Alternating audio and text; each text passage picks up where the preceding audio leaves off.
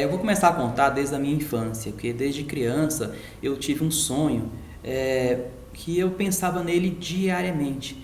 Teve um dia que minha mãe me perguntou assim: Alessio, o que você quer ser quando você crescer? E eu nem pensei duas vezes, já falei para ela: mãe, eu quero ser um empresário.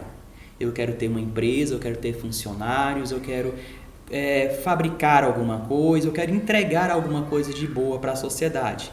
E foi essa profecia, como se fosse uma profecia, ela se tornou realidade hoje. Minhas brincadeiras de infância, inclusive, era como empresário, eu brincava com meus amigos, meus primos, meus vizinhos, a gente brincava de banquinho, né?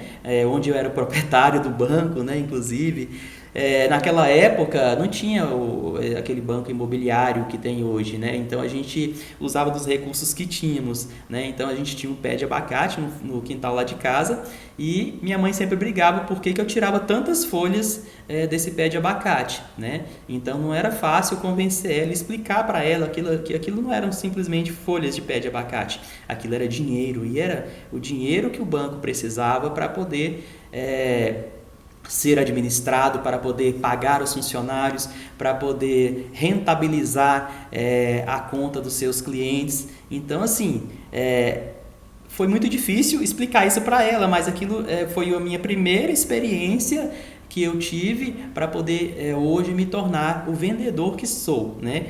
Para mim poder aprender, a primeira experiência que eu tive para mim aprender a lidar com vendas.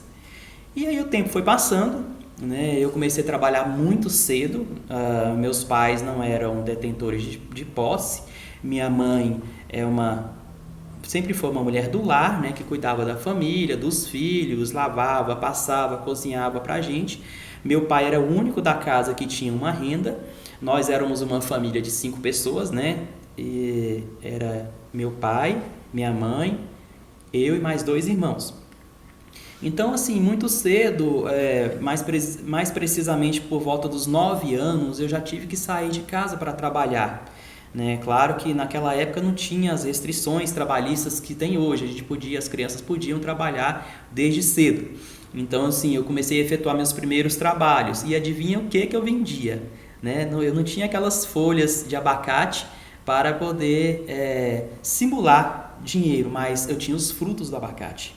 Então a minha mãe colhia aqueles abacates, né? Ela colocava num recipiente, numa bacia, e eu saía para a rua para vender esses abacates.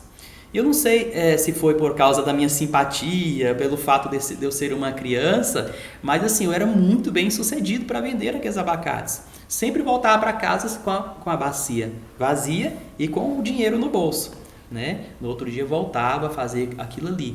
A minha mãe também tinha uma horta, e nessa horta, em determinada época do ano, ela produzia bastante alface. Então, assim, em determinada época do ano, coincidia com a época que os abacates não estavam propícios para serem vendidos, as alfaces já estavam no ponto de serem comercializadas. Então, eu não perdia tempo, eu já pegava essa mesma bacia, colocava essas alfaces nessa bacia e saía na rua vendendo. Né? Essa foi a minha faculdade, essa foi a minha universidade para me tornar o vendedor que eu sou hoje. E vendi essas alfaces e nunca parei, né? Já vendi, trabalhava em empresas de na sorveteria, né? Na minha época eles cediam, emprestava, como se fosse arrendava o carrinho de picolé para as crianças, né, da minha época, inclusive a gente pegava esse carrinho de picolé de manhã, ficava o dia inteiro vendendo esses picolés, né, à medida que a gente ia vendendo aquele estoque de picolés que tinha naquele carrinho, voltava na sorveteria, recolocava, né, repunha esse material e vendia durante o dia inteiro. No final do dia, eu devolvia esse carrinho, né, para a empresa de sorveteria, acertava o custo daqueles picolés que eles me forneciam e ficava com aquele lucro diário, né? E esse dinheiro eu levava para casa, esse dinheiro servia para eu comprar as minhas roupas.